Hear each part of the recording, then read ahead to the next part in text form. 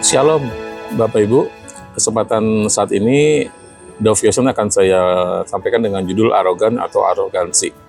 Arogansi adalah sikap sombong dan angkuh yang membuat seseorang merasa lebih tinggi dari orang lain.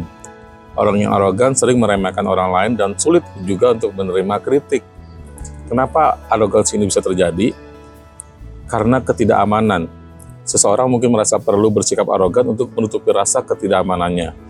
Yang lainnya adalah karena ingin diakui. Dengan bersikap arogan, mereka bisa menjadi perhatian orang lain. Itu salah satu cara mereka untuk menarik perhatian orang lain.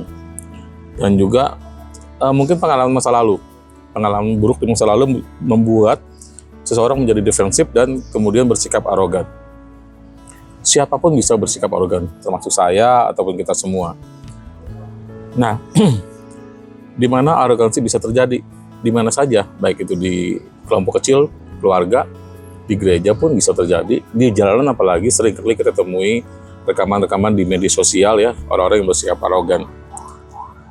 Arogan bisa muncul kapan saja dan kadang-kadang juga tanpa kita sadari itu refleks kita bersikap arogan kepada orang lain, atau mungkin juga orang juga bersikap arogan tanpa dia sadari.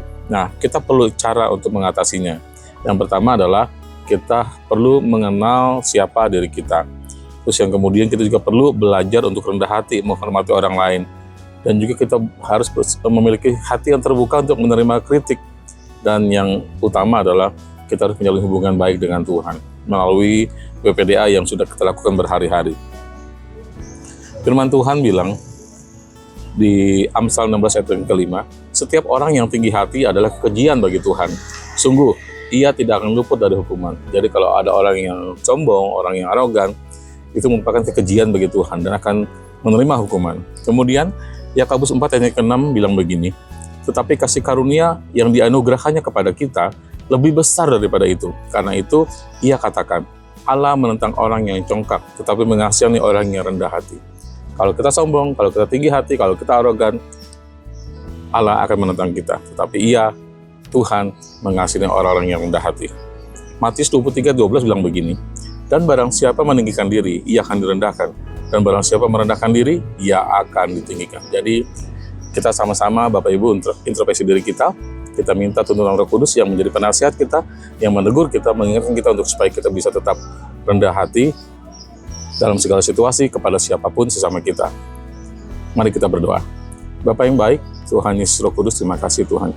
Kalau Roh Kudus mengingatkan kami, menasihati kami, menegur kami, bila kami bersikap tanpa sadar mungkin Tuhan kami sombong, kami arogan. Biarlah kiranya hidup kami berkenan kepadamu, biar kami menjadi kesaksian bagi kemuliaan nama Tuhan. Bapa, terima kasih. Tuhan Yesus Roh Kudus, terima kasih. Dalam nama Tuhan Yesus Kristus kami berdoa. Amin. Tuhan Yesus memberkati kita semua. Shalom.